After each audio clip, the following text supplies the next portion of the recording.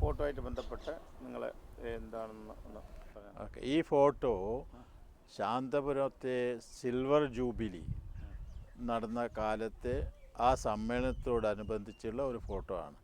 അതിപ്പോൾ 40 കൊല്ലം ഒക്കെ ആയിട്ടുണ്ടാവും.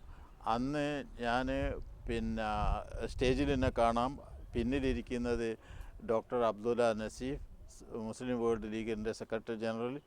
മറ്റേ ആൾ പിന്നെ ഇസ്ലാമിക് ഡെവലപ്പ് ബാങ്കിൻ്റെ ഡയറക്ടർ മുഹമ്മദ് അലി സാഹിബ്, പിന്നെ KC അബ്ദുള്ള സാഹിബും അവിടെ സ്റ്റേജിൽ ഇരിക്കുന്നത് കാണാം. അതാണ് ആ ഫോട്ടോ. ഈ ഫോട്ടോ ഞാനും ഡോക്ടർ അബ്ദുള്ള നസീഫ് ഉദ്ഘാടന പ്രസംഗം നടത്തുന്നതാണ് അതേ സിൽവർ ജൂബിലിയിൽ. ഞാൻ അത് പരിഭാഷപ്പെടുത്തുകയാണ്. അതാണത്.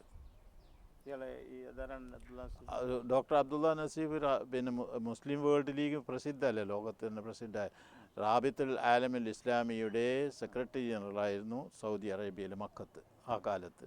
അപ്പോൾ അദ്ദേഹത്തെ നമ്മൾ ക്ഷണിച്ച് വരുത്തി. പിന്നെ അതുപോലെ തന്നെ ഡോക്ടർ മുഹമ്മദ് അലി, അത് ഇസ്ലാമിക് ഡെവലപ്മെൻറ്റ് ബാങ്കിൻ്റെ പ്രസിഡൻ്റ്, അയാൾ ഇന്നും അത് പ്രസിഡൻ്റാണ്. ഡോക്ടർ അബ്ദുള്ള നസീഫ് ഇപ്പോൾ പിന്നെ വാർദ്ധക്യ സഹജമായിട്ട് ഇപ്പോൾ അതിലില്ല.